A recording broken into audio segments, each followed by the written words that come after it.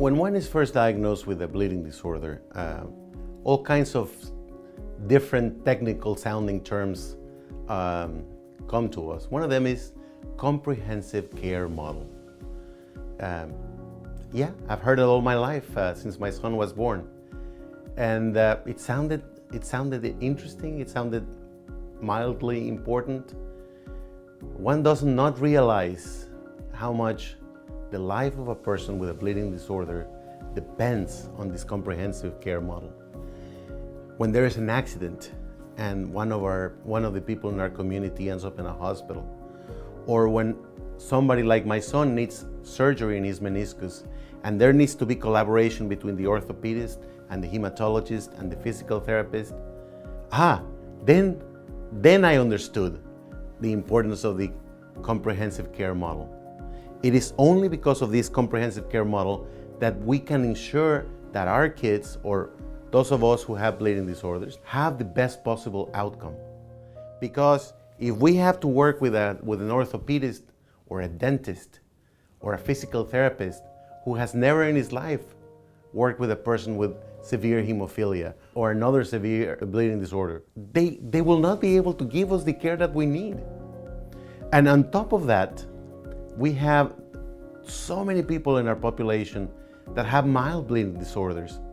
And it is only because of the interaction with the HTCs that they get this education that they need to take care of themselves when they go for a surgery.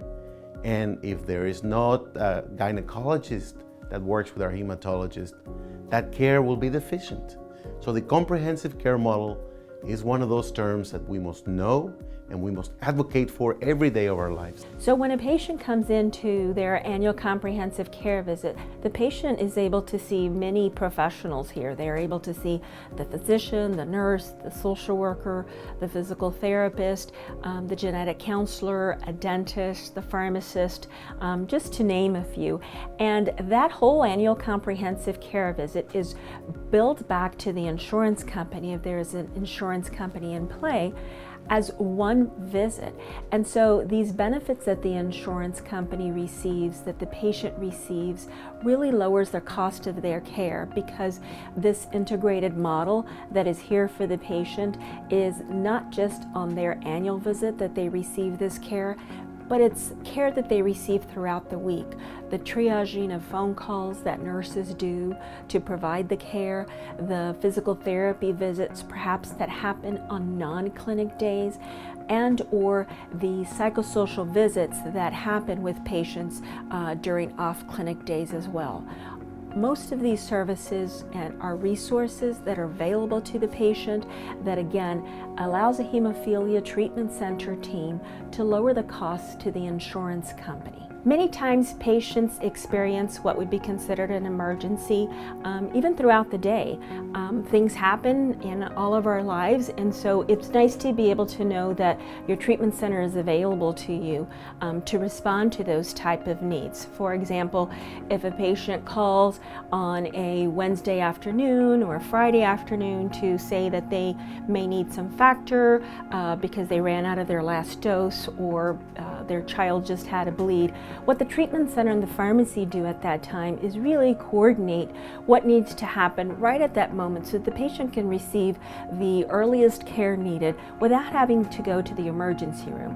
And many times this means that staff will take phone calls after hours, or that medication may need to be delivered to a patient's home after traditional work hours for the treatment center. But that's okay, because the treatment center is here to work closely with your pharmacy and with the patient to identify the needs and make sure that we can address them. I know the delivery guy, Rick, he gets it to me whenever I need it, wherever I need it. I call in and say I need the medicine, and the next couple days they're delivering it to me wherever I need it, whether it's at work or at home, and it's just a great experience. The comprehensive care model, I work with anyone down to a dentist, to a physical therapist, to a social worker, nurses, doctors. I deal with a wide variety of people through every portion of my care. They've helped me out and just made my life easy. It's something I don't have to think about when it comes down to it. They just provide me with great care and always give me the medicine when I need it. This group of people, I could FaceTime them if I ever need anything, hey, this is what's going on. Does this look okay? Do I need to come in? Do I need to be seen? No, you're fine. Go to bed. Give factor. Go to bed. You know, we'll see you tomorrow. Things happen in a person's life, and people in the community will know what I'm talking about when I say that they happen on Christmas, and they happen on the 4th of July, and they happen on New Year's Eve. They happen on those days when everybody's home. And that's for some reason when we get bleeds and when we have emergencies.